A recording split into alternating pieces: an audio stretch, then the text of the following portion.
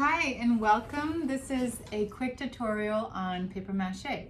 So we are going to start with the armature. If you have something super detailed, cardboard is fantastic.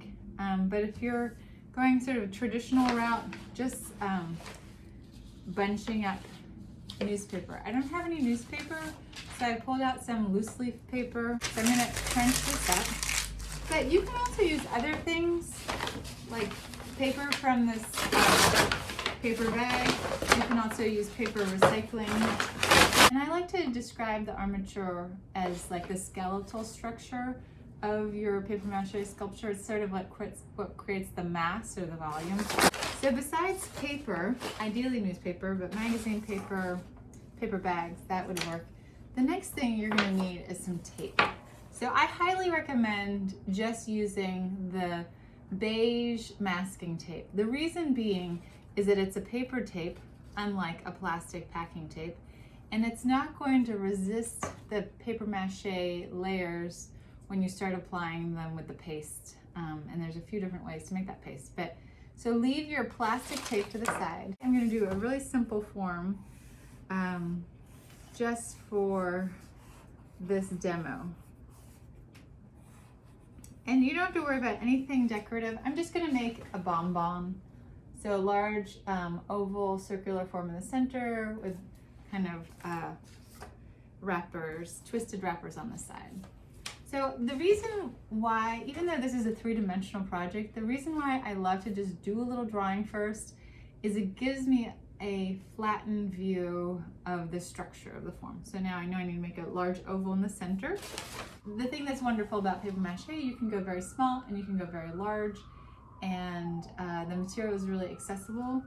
So the center of the form, I'm gonna make some mass, and you want to have some density, otherwise when you put the wet paper mache on top, it will slump.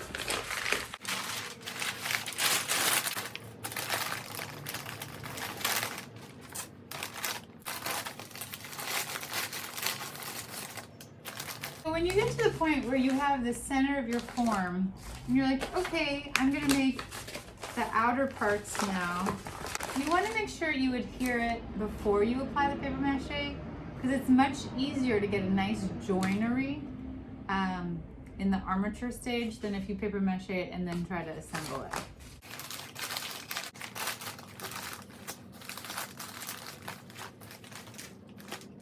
And whatever your shape is, you're going to want to try to adjust it as much during this stage because once you start laying down the paper mache paste in the strips, it will adhere to the form you have. And one of the things, if you have just a little bit of tape, like right here, I just have one vertical piece, you can reinforce that by just crisscrossing it right there, and it's a much stronger connection. So there's a vertical and then two horizontals. I'll do it on the other side. Here's my form, pretty much ready to go. It's pretty sturdy, ready to go to the next level. So that was step one of creating your armature. So step two is going to be applying the paper mache paste. So before you get your paper mache paste ready to apply, you're going to want to have strips of paper. So you can either rip these strips of paper or cut them. Usually I use Elmer's paper mache paste, which is just kind of a dried glue specifically for paper mache work. But what I'm going to do is use flour. So just like the ordinary all-purpose baking flour, putting it in my bowl. Here's my bowl. And then I'm just going to add some water. And I don't have an exact measurement for this, but you want to ideally get a sort of pancake mix, you know, not as thick as porridge, but thicker than like a soup. Like this is too thick. It's not going to spread at all. So you can also, if you don't have flour and you want to make it with something that's even more archival, you can use glue and water it down.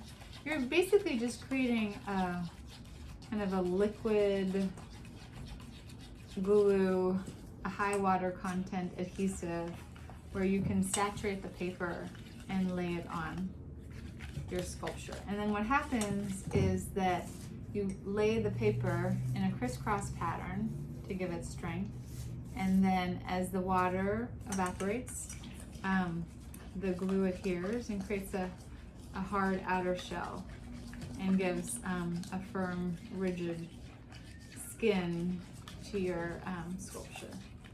So here you go. So this is pretty good. Try to get all your lumps out. Just pull up my sleeves. What I do is I dip the paper in. I use my other fingers to kind of spread it smoothly across, and then I start just laying it down. And if your armature has little bumps on it, your sculpture will have little bumps, but personally, I kind of like that about paper mache. I like how you can take something familiar and make it into paper mache, and it's like quirky and funny by being imperfect and irregular. And just notice that I'm doing a crisscross design. And the reason to do that is because you don't want it all to shrink in one direction and leave seams. So the crisscrossing creates a nice weave. I tend to smooth it out too as I go so that it forms a very smooth skin. Just make sure everything's saturated, otherwise it won't stick. And then if you do feel like you need to turn around your piece, you can always just lift it. Like I have this little jar, and that like lifts it off the paper so there's less contact with the surface. And I forgot to mention, I am wearing an apron. This is a little bit messy, so having a surface area that you can clean or that you can cover is good, and also wearing something that you don't mind getting dirty is good. So I'll show you. That part is looking awesome. It's like, I'm not going all the way in, but it's enough to be, you know, the outer edge of the sculpture. So I'm just doing a double check. You have to be kind of careful. It's super ginger at this point, right? So it's covered, I lay it down, and basically it's gonna set however it is positioned now. So if you need to, sometimes what I do is like I'll crumple a little paper or add like, here, I'm gonna move this back a little bit so you guys can see. Here's the sculpture. So maybe I went this up a little higher, so I may like lay that down a little bit to give it a little support. For the most part, I'm happy, it looks good. I'm just making sure all the creases are taken care of.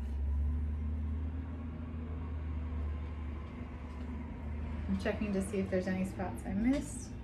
Like here's a little spot on the back here. We got it saturated.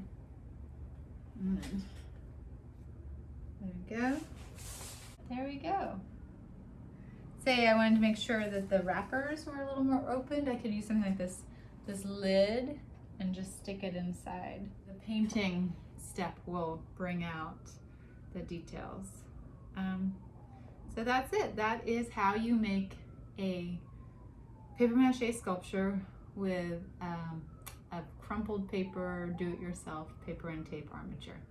Thank you for watching, and enjoy your paper mache adventures.